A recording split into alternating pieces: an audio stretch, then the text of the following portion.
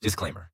Before we get into it, everything you hear on this show is based on real experience, real deals, real decisions, real outcomes. But it is not advice for your situation. Real estate and investment decisions carry risk. What worked for us may not work for you. Talk to your attorney, your CPA, your financial advisor. Know your numbers before you move. Now let's... Amir, thank you for popping on with me and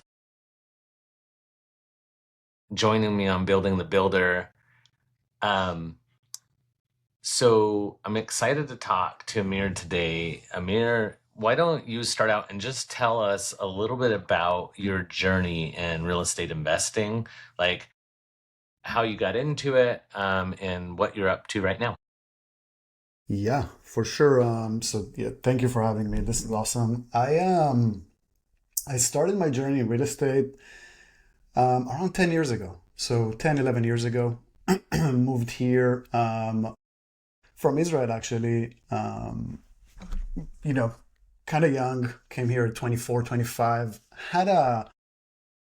found myself in different jobs and had a lot of kind of a big circle around the big circle around me were people that invested in real estate. So I definitely wanted to jump into that. So I found a local real estate club in Riverside. That's how me and you met, and we can probably go get into that. And I met Melina and Dave, and they were really, that's where I started my journey in that club, learned good fundamentals, the basics on how to be an investor, what to look for, how to analyze properties, stuff like that. So really good fundamentals.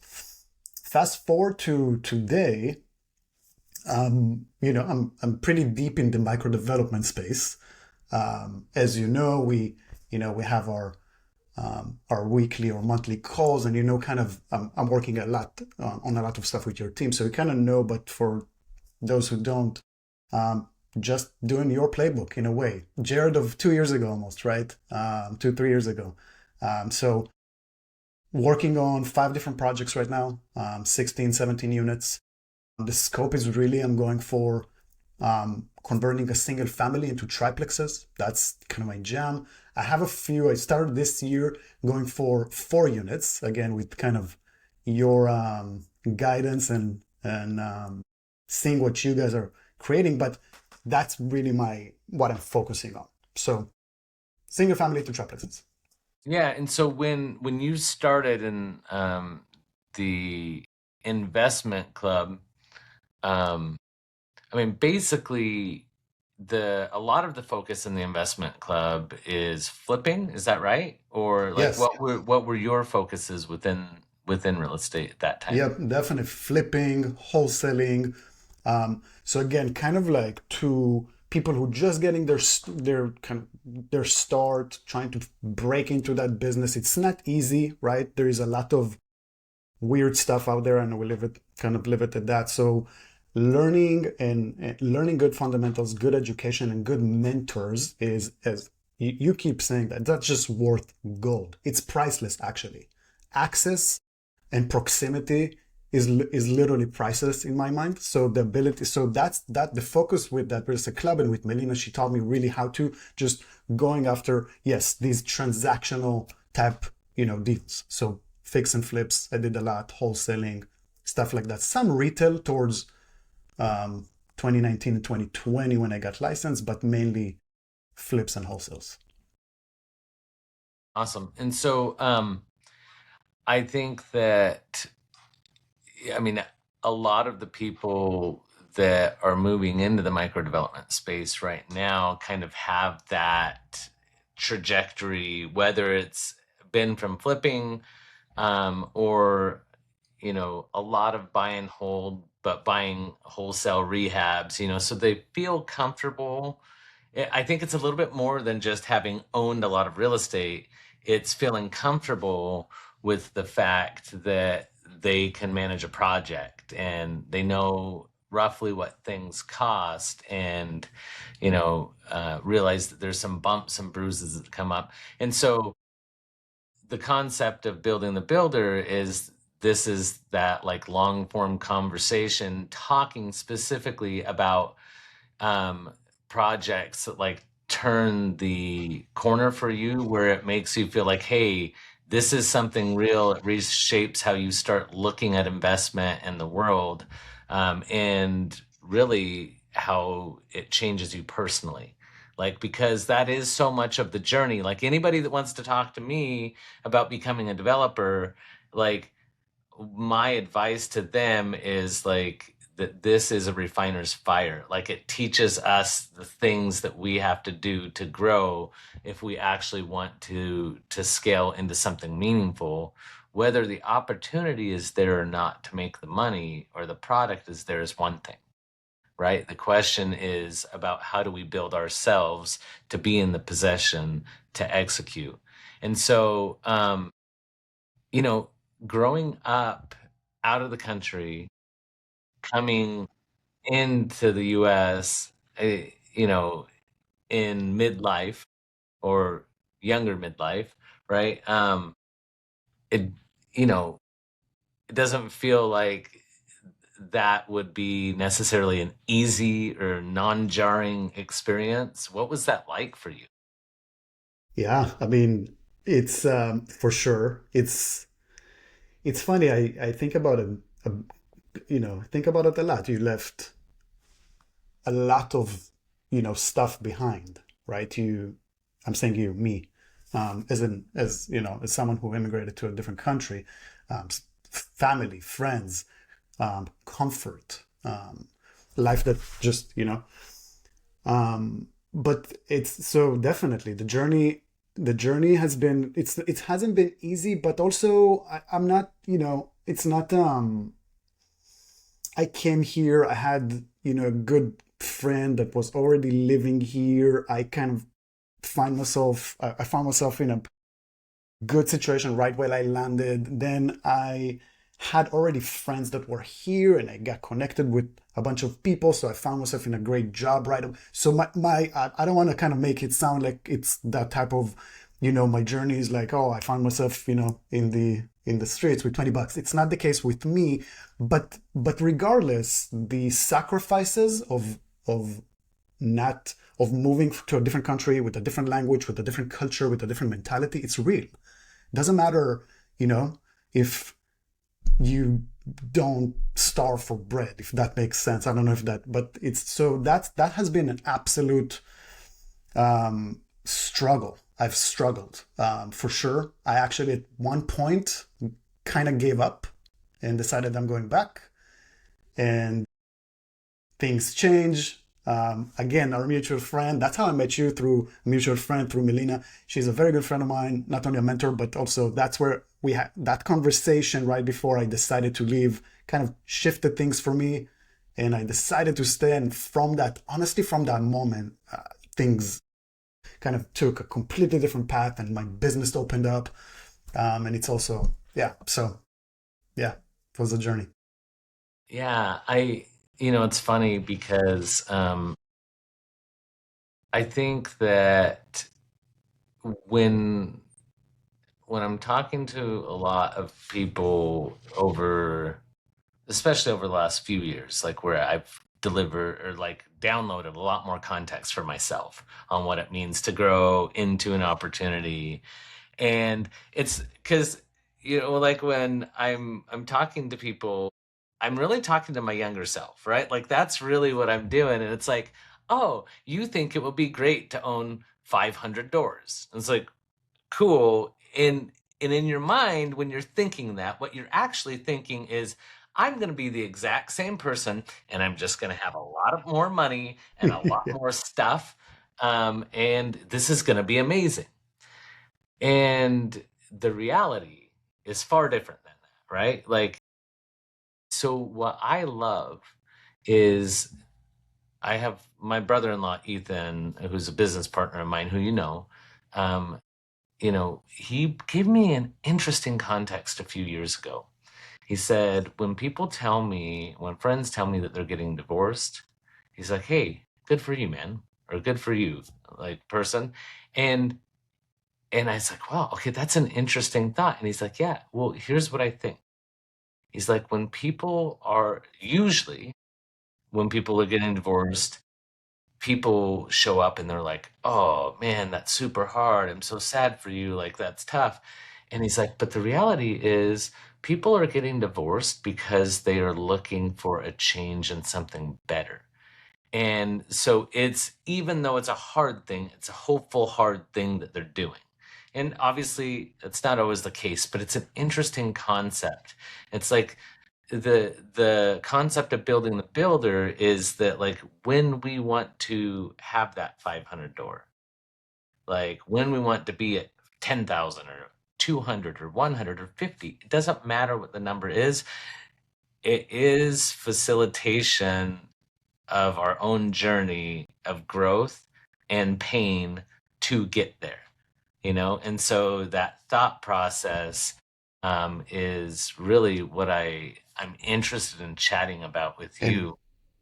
and So to your question, oh yeah, go ahead. yeah, No, sorry. no, you keep going. Because to your point, the question like before was one project that maybe kind of like was an aha moment, or that kind of shifted things for me. And to your point, it's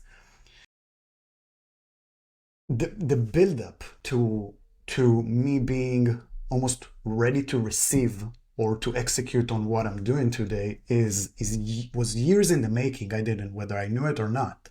So I don't know if it's one project when I really think about it. In every single project that I have done, I got punched in the face multiple times. Like multiple times. Okay, so that's separate, right? It's almost to be expected. But truly the actual answer for me, what got where things completely clicked, Jared, and that's the truth, is where I met you. For the first time, when I first heard about this idea, I immediately knew. I truly, I remember that day. I immediately knew this is something that it all made sense to me right away.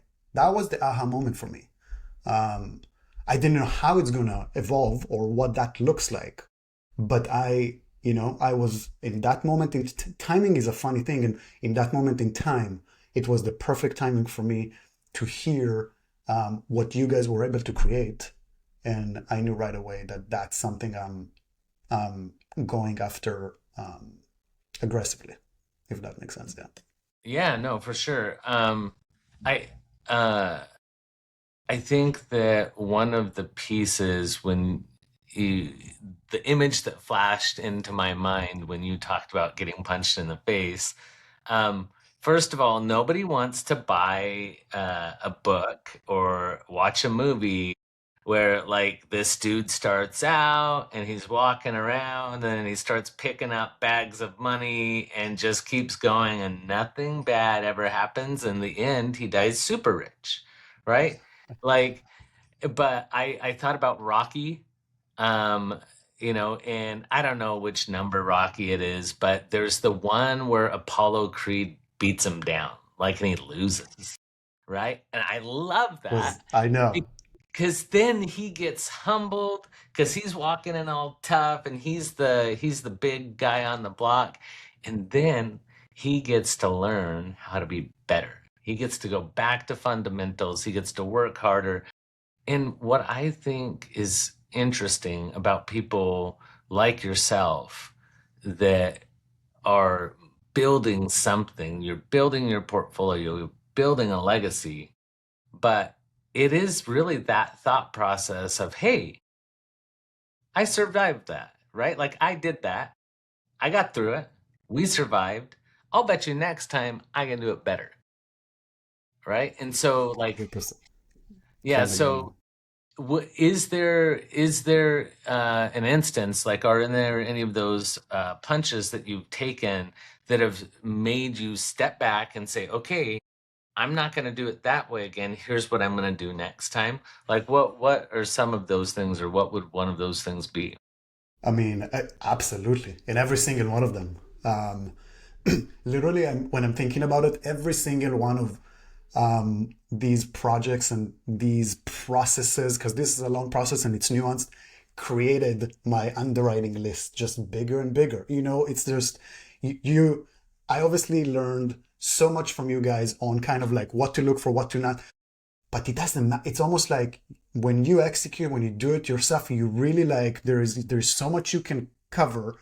Um, and so I can obviously get into like the details, whether it's, summer tree, where now I know to look at specific zoning before I buy something, but like, in certain cities, whether it's 17th, that now I know that if it's in a flood zone, you better be prepared. Whether it's, fire designations, stuff like that. Each one of them really got me to take a step back and and and again, just growing the checklist of how I underwrite these deals, um, just a lot better, because it is nuanced. It's very possible. Like it's doable and it's possible. And what we have in our state in California is such a massive opportunity that it baffles my mind every single day, honestly, when I think about it. It's a massive opportunity. So it's doable and possible, but with that, it's extremely nuanced. You can't just, you need to know what you're doing. You need to surround yourself with a great team. Yeah. Yeah, it's funny too because like, um, I was talking to somebody yesterday, who's doing a lot of projects. We're not doing anything with them at the moment, but just kind of, like we had to tell them, hey, we don't have capacity to help you right now, but tell me what you're doing and let's chat. And so, um, one of the things that I realized is the team that's helping this person, they're great architects and engineers. They know their stuff like on a lot of things, but they aren't developers. And they have not gotten punched in the face a tenth of the times that we have.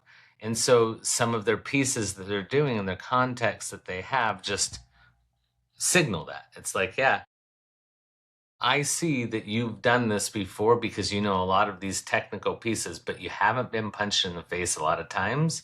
And so, it is an interesting thing where like sometimes I have a buddy that is a wealth manager, and he deals with very high net worth people. And as we're chatting through different things in our businesses, he's like, I realize that like to you guys, it's a couple of developers that are in this group that he's talking to. It's like, I know to you guys it feels like, um, you know, this is all super hard, but it's the hard that you choose, first of all. But he's like, you get the benefits of these asset creations for a long time. It's like, whatever play we make, like on our daily basis in general, like it's done and you move on. Like you aren't eating from that table forever.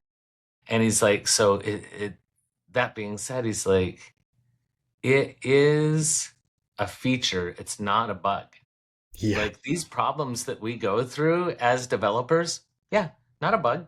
Like this is what it is. This is why we actually get paid, like to execute on these opportunities. And so when these things come up that are challenges to us, like building that checklist, yeah, that's what we do. Like that's what we have to step back and be like, hey, we can't repeat that because that's a great learning, and also it costs. Man, So I mean, yeah. I mean, I can't. Yeah, yeah, it's exactly what. If it was, it's almost obviously if it was easy, right? If it was just easy, you would see so many more people just stepping into and doing it with ease and no problem. And if it's not a hard problem to solve, then you wouldn't get rewarded, like we do. So yeah, yeah. What can I say? I it, can't agree more. yeah, it's interesting too, like that friction that slows us down. Like I said, I mean, feature, not a bug. At the same time, um, half of it is that story that we tell ourselves when these things come up. Like I have this thing, well, I don't think I'm unique in this, but um, my initial reaction when something goes wrong is like, okay, who did what? Like who did something wrong, right?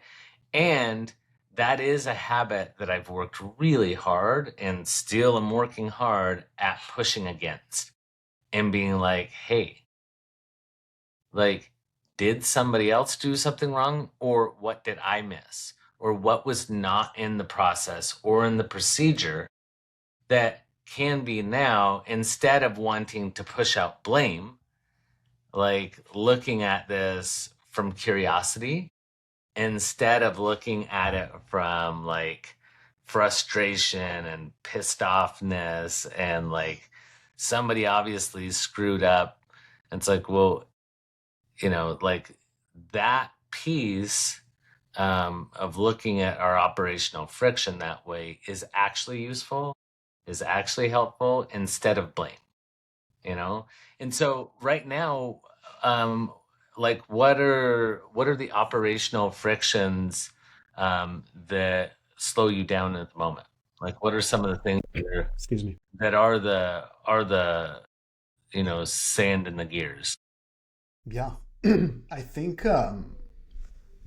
and it's so funny. I have to say, like you asking me questions, and all I want to do is ask you and pick your brain. But I leave it at that because it's.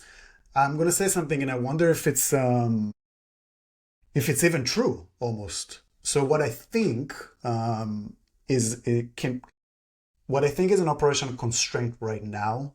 I would say two things. Up to this year, it was appraisers and the ability to not appraisers, that's a separate issue, but the ability to get to structure debt and get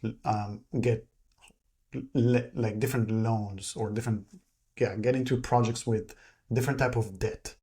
This has so that problem has been solved for me in a way this year. I was able to kind of look into that. So now really the constraint is capital. Because when I take a step back, when I look at it on all the pieces that require to execute on a project, it's if I'm asking myself the question, if I have 10 investors, 15 investors right now lined up, will I be able to execute? The answer is yes. Now, what that will create is more problems, I'm aware, but it's so capital. Because once you executed a few, you can show a few exits. Now there is lenders that are willing to lend on this product, and I have a few good ones. So that's what I would say. Yeah. Yeah, Capital. and I think that it's a great thought from my perspective to look at, sometimes constraints pop up, well, like you said, once you get into it. But you said that, you foreshadowed that. It's like, hey, if I took on 10 projects, now I have a different set of problems. But at the moment, looking at what your friction is, and I was talking to a lady the other day that is a developer here locally, and she closed a couple good comps that make sense for some of our refis. And as we were kind of chatting, one of the things that she said to me is she's like, well, we just use our own capital, right? Like that way. And then she was explaining to me the thought process. And I get it. Like, and that thought process, and everybody has different goals, but often Right. like when I get that, they're like, well, obviously you've done this a lot, you must have some money. And I'm like, yes, I have some money. And also I could do like 1/8 or 1/10 of the deals that I do if I stick with that pool of money. And if my vision is that I'm trying to create more than just wealth, then at that time frame, I have to make a decision that my capital is a limiting factor. And so it was kind of an interesting conversation. And depending on what people's goals are, like I think that it's amazing. Like if you just do it for cash and that makes it simple for you, that's awesome. And also, if you want to grow a big company surrounding it, and affect a lot more housing creation, that's great too. Whatever the thing is, I think that what I love to see is when people like yourself just push into that knowingness that we are going to grow, and it is going to be painful, but it is possible. Like it's there, like in the future. And so you said that you've mainly focused on 3 units and now you're doing a couple 4 units. Do you see, and so for context, doing triplex, mainly you're doing conversions, right? Like Yep. garage Well, conversion, bonus room, that kind of stuff, I right? actually I actually went starting. No, I'm doing the ground up kind of scope. And again, listening to a few hundred units kind of in front of me, are, what you guys figured out at some point is the value that a completely new construction unit in the backyard, from a portfolio standpoint, from housing provider standpoint, from many perspectives, is just a better product. And so I pivoted to that. And again, I know, again, I have a little bit of background, so I know how to underwrite the deals. The numbers got to make sense. It's much more expensive, but that's where I pivoted. So the scope I'm kind of looking at is converting the garage. And I know this is something that I might need to look at, but converting the garage and then doing a ground up in the back, that's kind of almost all of them besides Summer Tree really is. That's how they are. I love it. And so then, so you're converting a garage. So if you're doing 4, are you doing a 2 unit in the back then? Is that what you're mainly doing? No, the 4 units one, it's almost I stumbled on them. The deal was just, it almost like it screamed, go for 4 units. And it's not, so it's not super intentional, like, like you guys are looking at backyards. And so it was more so big houses, kind of Frankenstein houses that I was able to slice a junior, and then I already had a garage converted, and then a ground up in the back. It just made sense. So just it was, yeah, it was almost operational decision based on the deal and not kind of other way around, if that makes sense. Yeah. No, it does. And I think that one of the things that we have learned over the last little bit is the thought process, and what's helped us with operational friction somewhat is the process of templatization, and ground up really pushes into that because like it is just the exact same thing every time. Um, and then our crews operate faster and we end up with a more consistent, better product. But that it's the right project for the right phase of where you're at and what you're doing. And so my question is, if I'm talking to Amir in 2 years from now, and like your wildest dreams have been met, like you're like, I couldn't have done more than I thought, or like I've done more than I could have ever thought, what Yeah. does that look like for you? Oh man, I think about it sometimes. So from if we're just, let's say, from a money perspective, sometimes I'm thinking about this question: if money wasn't like a thing, what would you do? Yeah. Um, I so I think, man, I don't know. It's hard for me to answer. If in 2 years, so yes, if in 2 years I kind of achieved everything I was thinking, I wanna hope I would do the exact same. I don't. It's hard. Obviously, I don't. I wanna hope I would do the exact same because I do have a lot of passion for what I do, and I think that's a blessing. To wake up every morning and do something you absolutely love to do with people you love. It's almost like there's nothing, in my eyes. Just that's true self-actualization in a way, and it's important. It's like it's everything really, kind of regardless of the money. So I want to hope that if I just achieve my goals will become bigger, and I will just keep kind of, pounding away at my passion with the people I enjoy doing it with, because that's everything really. And then the money also follows, as well. So I'm saying I Yeah. want to hope to, because they say money doesn't change you, it reveals you. So I want to really hope that I am gonna, I'm doing things out of the right reasons. I know I do, but still, yeah, Yeah. yeah, Yeah. No, I mean, I appreciate that. And I think that I believe that's deeply true. I think that it allows you to do a lot more of the things that you actually care about, and yeah, just help you show up for others in the way that you want, you know. And so, but I think what attracts me to other people specifically is when they are in the mindset that they always have something to learn, that they always have more to do to grow. And if money is the goal, it can be a satiating factor, right? Like you get to the certain amount of money and you're like, all right, well, that doesn't excite me. What excites me is the conversations with the people that are like, yeah, and so here's what I'm working on, right? Like that. Yeah. I think that there's a lot of studies. There are a lot of studies that have been done that show that money is not the thing that brings happiness. It is, or even goals. It's the pursuit or achieving goals. It's the pursuit of the goal. Like Yeah. that's what actually brings happiness, and that's what I believe.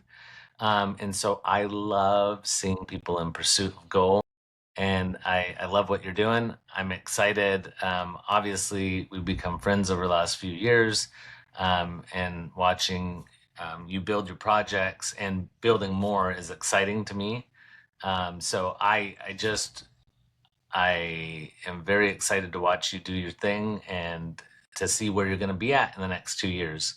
And so, well, thank you so much for coming on and talking to us and joining us on Building the Builder. And are there any closing tidbits that you would say to somebody, not specifically just to micro development, but to getting into development and whether it makes sense, or like what would, let me rephrase that, like any words of motivation to people that are interested in moving into this kind of a space, regardless of the product type that they're working?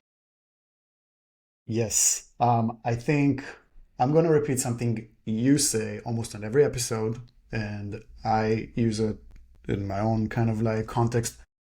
Consultancy is a cheat code. So this space is amazing. This space can absolutely get you to, and can build you an incredible kind of, and you can build an incredible thing through micro development, through real estate. That space is incredible, but you have to have good mentors in your life. Like you just have to. And if you find that just worth gold. So that's the only thing I would kind of say to whoever, if people are thinking about doing a project or thinking going into the space, you have to surround yourself with people that already doing what you want to do. It's just a fundamental truth for like the end of, so do that. And I want to just say before we close, Jared, thank you so much. Like, honestly, you're a true inspiration. What you have built is it's mind blowing, and it's nothing short of just amazing. So, and all of your mentorship and kind of knowledge absolutely impacted where I'm at today in ways that it's hard to kind of say words. So I wanted to show gratitude, and kind of also for people out there, follow Jared if you're thinking about this space. Yeah, there's no better resource. Thank you for the kind words, and I could not agree more. The amount of people that I pay as consultants to help me on all of the things that I want to learn and do better at has been life-changing for me. So thank you so much, Amir. I appreciate you, and we'll see you all next time. One last thing before you go. This show covers real estate development, middle housing, and investment strategy. All of it is based on real experience. None of it is personalized advice. Every deal, every market, every capital structure is different. Consult a licensed professional before making any financial or investment decision. Real estate investing involves risk, including loss of capital.